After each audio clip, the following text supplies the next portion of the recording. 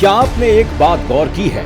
देश में जब भी अदालत का कोई फैसला कांग्रेस और आप की वोट बैंक की राजनीति के खिलाफ जाता है, ये अपराधी पर सवाल नहीं उठाते, अदालत पर हमला शुरू कर देते हैं। इस बार भी वही हुआ।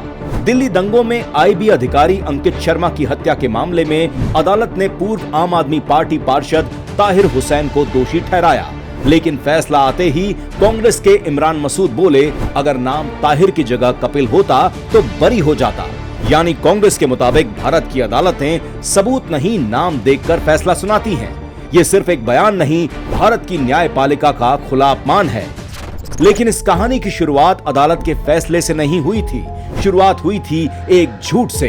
2020 में पूरे देश में यह झूठ फैलाया गया कि सीएए भारत के मुसलमानों की नागरिकता छीन लेगा, जबकि सच्चाई बिल्कुल अलग थी। सीएए का भारतीय मुसलमानों की नागरिकता से कोई संबंध ही नहीं था। ये कानून पाकिस्तान, बांग्लादेश और अफगानिस्तान में धार्मिक उत्पीड़न झेल रहे हिंदू, सिख, बौद्ध, जैन, पारसी और ईसाई अल्पसंख्यकों को भारत की नागरिकता देने का रास्ता आसान बनाने के लिए लाया गया था। लेकिन झूठ फैलाया गया, डर फैलाया गया और फिर दिल्ली को हिंसा की आग में झोंक दिया गया। अदालत के रिकॉर्ड और जांच के अनुसार यह हिंसा अचानक नहीं भड़की थी, इसकी तैयारी पहले से की गई थी। ताहिर हुसैन उन लोगों में से एक था जिसकी भूमिका अदालत ने गंभीर पाई। उसके घर की छत हिंसा का अड्डा बन चुकी थी। वहां पत्थरों का जखीरा था, पेट्रोल बम थे, एसिड पैकेट थे। जांच एजेंसियों के अनुसार छत पर ऐसी व्यवस्था भी बनाई गई थी जिससे दूर तक पेट्रोल बम और पत्थर फेंके जा सकें।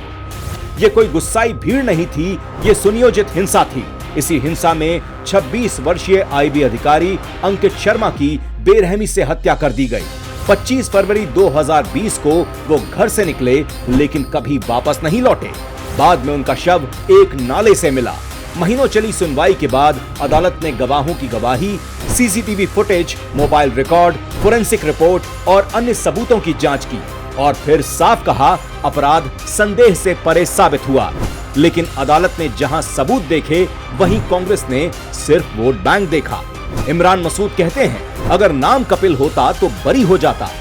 यानी अदालत गलत है, लेकिन कांग्रेस सही है। और सिर्फ कांग्रेस ही नहीं, आम आदमी पार्टी भी अपने पूर्व पार्षद के बचाव में उतर आई। आपके नेता अमानतुल्लाह खान कहते हैं, ताहिर को इंसाफ नहीं मिला। सोचिए, एक पूर्व आप पार्षद जिसे अदालत हत्या के मामले में दोषी ठहरा चुकी है, उसके लिए कांग्रेस भी लड़ रही है, आप भी आंसू बहा रही है। आखिर क्यों? क्योंकि इनके लिए सबूत से बड़ा वोट बैंक है।